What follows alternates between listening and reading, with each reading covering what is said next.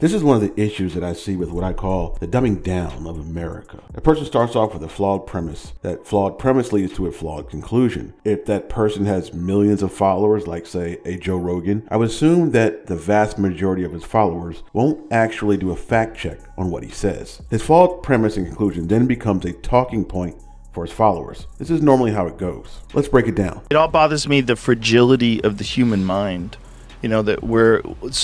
Everybody forever was like, Kamala Harris is the worst vice president. She's the least popular vice president of all time. And then in a moment in time, all of a sudden she's our solution. She's our hero.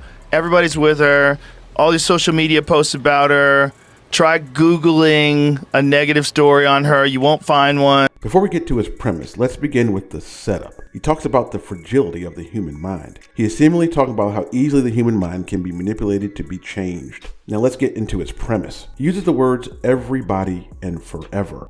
So everybody forever. Those words should be a red flag because everybody, I would assume, means every body. So if you have a body, he's referring to you. Of course, that's demonstrably not the case that everybody forever thought this way, but he needs this for his conclusion. He goes on to say that everybody forever thought that Kamala Harris was the worst vice president of all time. Now this is key. It's key because if he said what was true, then it wouldn't fit his conclusion. He needs hyperbole. He needs the words everybody and forever and worst of all time. If he had said some people or the people he knows think this way, then it wouldn't have the same impact. That's why hyperbole is so important when people are giving you bullcrap.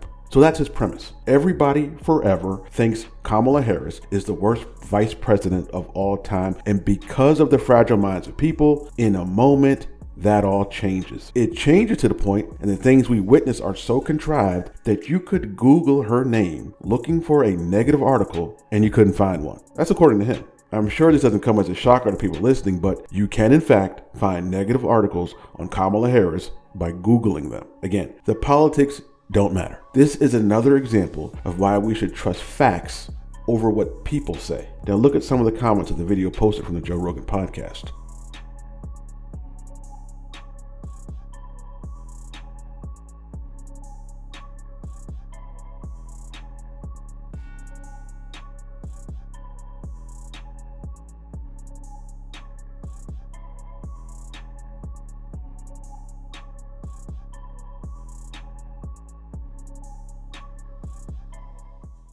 It's pretty sad.